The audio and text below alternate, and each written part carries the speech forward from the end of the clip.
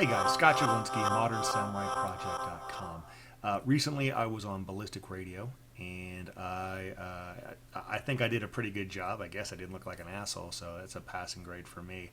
Anyway, go and check Google it, Ballistic Radio. We talked about red dots and things of that nature. Other thing I noticed, I say nature a lot.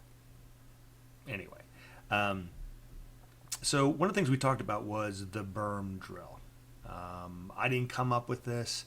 It was showed to me by Clay Clem and Shannon Campbell. It is a recoil control and a split development tool that competitors use a lot. I'm just applying it to red dots specifically. So where did this come from, right? So let's talk about the basis of why we're shooting in a berm and not onto a target. I walk the line between the tactical Timmy and the gamer fag all the time. I enjoy both sides and I mock both sides. I'm just trying to get better, and learning from both sides is the way to do that. Anyway, so the reason why you do that drill without an aiming point is, let's think about accuracy drills. The one I say in my classes all the time is dot torture. I love dot torture. It develops trigger control, and you're pretty much doing every gun manipulation, save, malfunction, clearing, and movement.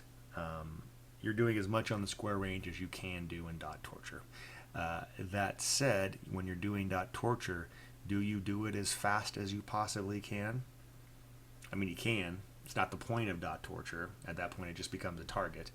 That said, the answer is 99% of the time no. It's a trigger control, manipulation, patience test, drill, or what have you. And everybody's perfectly okay with that. On the other hand, people start practicing speed and recoil control and things of that nature, and they don't care about accuracy, and the internet loses their mind. Speed without accuracy is nothing. It's like, look, people, the laws of physics and kinesiology and performance-based training doesn't change across most sports, right?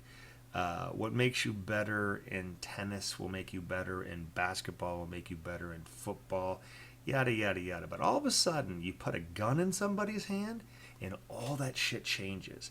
Guys, we gotta stop thinking like that. Other sports do micro drills where they break down things, okay? So they can work on those individual skills. For example, sprints, right? Football players, when they're doing the 40, do they have the football in their hand sometimes? Sure. Do they do it all the time? No, because they're working on sprinting all by itself. Steve Anderson has a good quote: you can have anything you want as far as skills go, as long as it's one thing at a time. That rant is almost over. It might sneak back in later on. So that being said, all we're working on is watching what the dot does. But because we're not hitting a target, people freak the fuck out. It's okay. Let it go, right? If you can't track the dot on a target, we have an issue. If you can't track the dot without a target, we got a bigger issue. So let's work on the easier thing of judging dot tracking, speed, recoil control without the burden of accuracy right now. Okay? And if you really got to put an accuracy thing, you're shooting in the berm, and you're not going to miss. If you miss the berm, you should just stop shooting guns. Anyway, that's sad. You're going into the berm, and you're getting your grip, and you're shooting as fast as you can. You don't care where the rounds go, as long as they're in the berm. All you're doing is watching the dot track. Is it tracking up and down? Is it a long travel that goes from the top to the bottom to the top to the bottom? Does it go up and to the right? Does it go up and to the left? That will tell you so much about your grip. I'm going to mention one friend, Jim Santoro. He had the Vogel-like grip, which is kind of like mine. Thumb placement's a little bit different, but basically getting the drumstick of the sport hand as high on the gun as possible. He abandoned it because the gun didn't lock back. And then we're talking about it, and then, his main problem was tracking the dot. Then he was like, you know what? This thing's going up way too high based on what Scott's telling me. So let me try the Vogel grip again. And he said the dot barely moved. Instead of doing this, it did this now. And then he realized that the juice was worth the squeeze.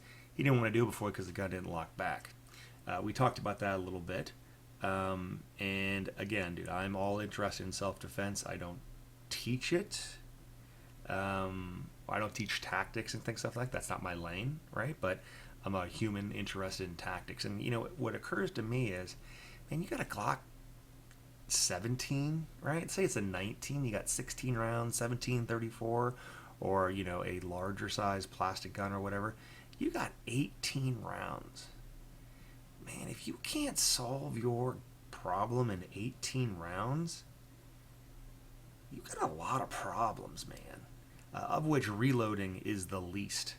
That said, there's only been 5 documented civilian reloads in a gunfight, and one was way back when at a zoo. Dude had to reload his revolver when a lion escaped. So really, there's only 4, right? Your lock back ain't that important. You do what you want, though.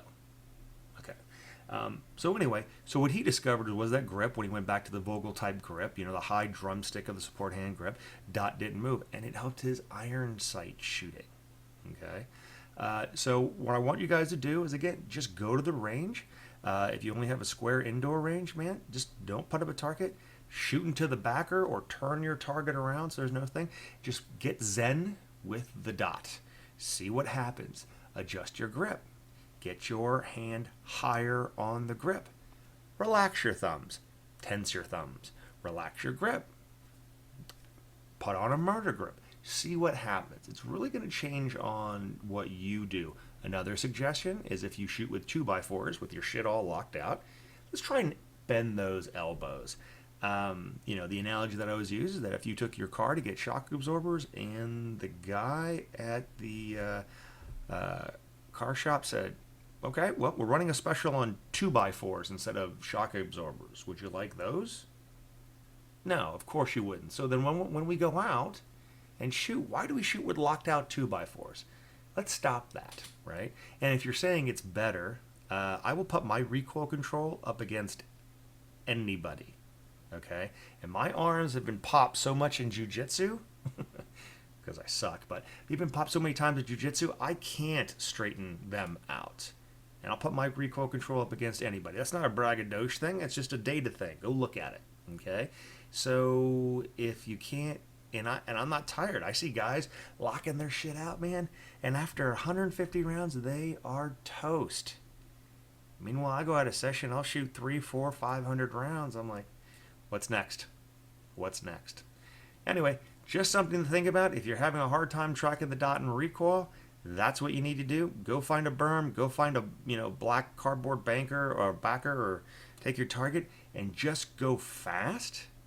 Play around with your grips. See what the dot does. Go from there. Anyway, Scott Jelinski, Modern Samurai Project. If you want to host me, all it takes is a range, probably 10 targets, couple pieces of steel, and 10 willing students who are willing to open their mind and just get better. Be good, guys. See you.